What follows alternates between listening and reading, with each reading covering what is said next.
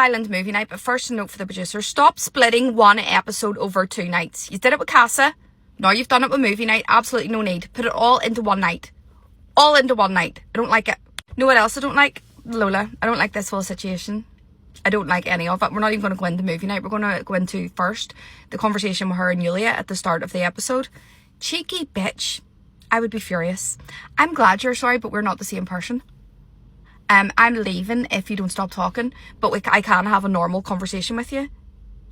So basically just blank out everything in life that you don't want to hear. Yeah, I can see that you're sorry, but I'm not. We're not the same person. How frustrating would that be? I would actually go off my fucking head if I was Yulia trying to have a conversation with that girl. And when she said we can have a normal conversation, I would say, how about we never speak again? How about that? You fucking delusional lunatic. And I really liked Lola, and I liked Lola and Sean. This last 2 nights has just really put me off her. Really put me off her. The last 2 episodes, sorry. Know who deserves a massive award? A massive award, Mara. That conversation with Simba last night soothed my fucking soul when she said to Simba, do you know what? You irritate me. Your face irritates me. Your aura irritates me. Your voice irritates me. I'm going to stay the fuck away from you. I thought, yes, now go tell Angie. Teach her your ways. She needs to know. Okay? And then when she said, look, I'm going to go. I'm just going to go. Fist bump. And then I said, actually, no. Air one, because I don't even want to fucking touch you. I said, yes. I said, yes. We need more of these women. More of these fucking women. I had a conversation with Charlene. Didn't like it. And he went straight over to try and talk to Jasmine. Jasmine was like, no. I don't agree with such a massive power balance in any relationship, and I don't care what anybody says. Everybody's like, oh, women should be the boss, women should be the boss. I actually think that no, because if the roles were reversed and it was him like not letting her speak when she was trying to speak, telling her to go away, doing all this, we'd be saying, oh, he's this, he's that, but it's okay for her to do it. And I know Cavan has been in the wrong and he's upset Jasmine, but I'm talking day to day in their relationship. There's too big of a power imbalance. That relationship is never going to work. I need it to end now. It's never going to work. Now we're into movie night. The first movie being As Good as Spit Gets. I actually forgot Tommy existed, so thanks for bringing that back. Cav wasn't happy about that. He thinks he's getting like a 1-over on Jasmine. The next one was The Affair. It does look bad. We all knew about those chats.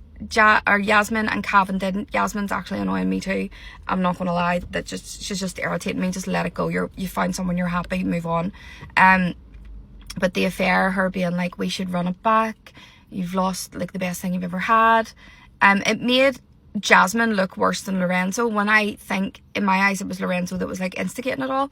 So Cavan's like, oh, 2-0 to me. Love Actually.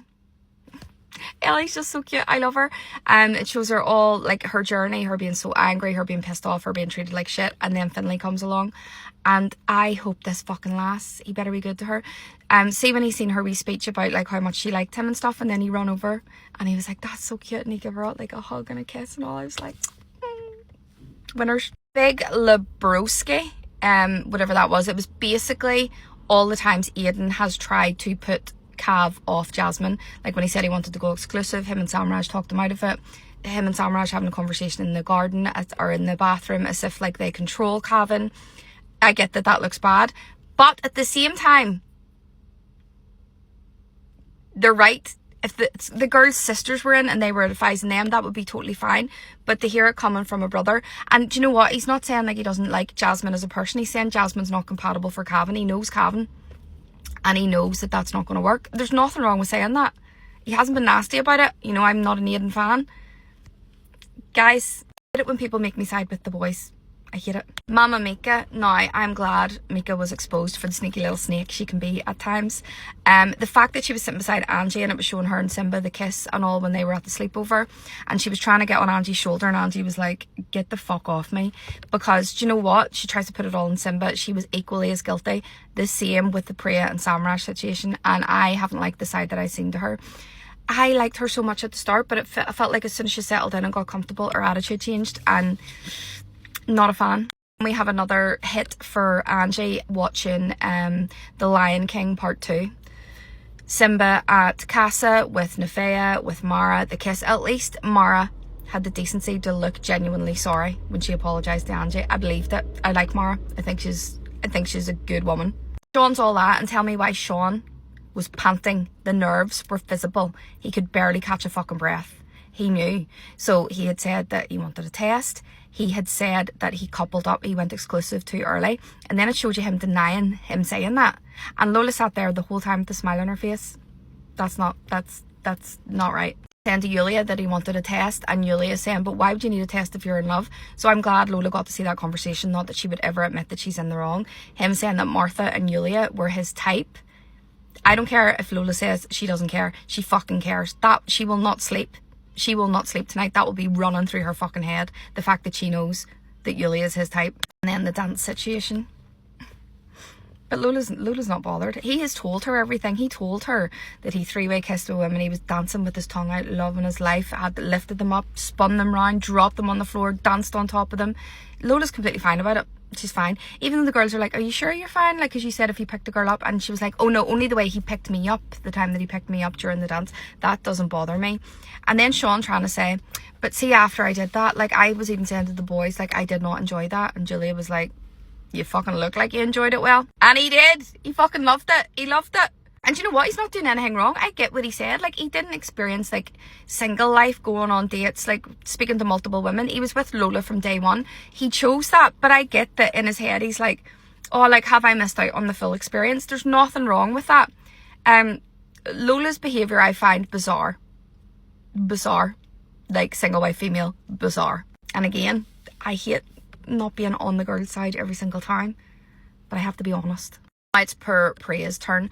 Priya, I actually felt so sorry for her last night, and I'm not a Priya fan. She's not my favourite girl, but Princess Jasmine Diaries, and it shows her get into Casa saying, girls, we should indulge, her talking to Jordan, the whole Jordan conversation, like trying to get Priya to bring Jordan home basically for her. Cav made that about him, like, oh, you wanted him in here so you could have the best of both worlds. And she was like, I've been honest about this with Jordan, with you, and with Priya. But Priya seeing it like unfold in 4K was uncomfortable to say the least, and I felt so sorry for her. And the girl probably didn't think it could get any worse until Samraj like it hot. So that was the whole Samraj Mika situation. Now that really did make Priya look like a dick. The fact that they were having conversations behind her back, stopping talking when she came over, pretending they were talking about other things, sneaking about, and Mika thinks that's okay. It's not okay. Samraj saying that Priya was giving him the ick and then getting into bed and kissing her, going to the kitchen and hugging her. He just made her look a fool. I'm so glad that Priya spoke up and told basically Samraj, like, let me speak. And the same with Mika. She was like, I have your girl's back so hard. I'm always shouting it. And she is. She's such a girl's girl. She's always sticking up for the other girls when it comes to the men. And for her to be treated like that by Mika, and she thinks Mika and Jasmine are her closest friends, horrible, not good, didn't like it. And then, guys, it ended. And we still have more to come tonight. So the whole Cav and Charlene thing is going to come out tonight. I hate when they split it over 2 nights. I get they're trying to milk the good episodes, but they could be doing so much more. I don't know. The producers need to like speak to the American producers and get like some tips from them, because the American Love Island, the games, the drama, everything is just 10/10. Yeah, I think we need some like new people as well. We need a cull. We need to get rid of like fucking at least 6 of them as well. Anyway, guys, what are we thinking? Do we think it was a good movie night, or do you think the best is yet to come?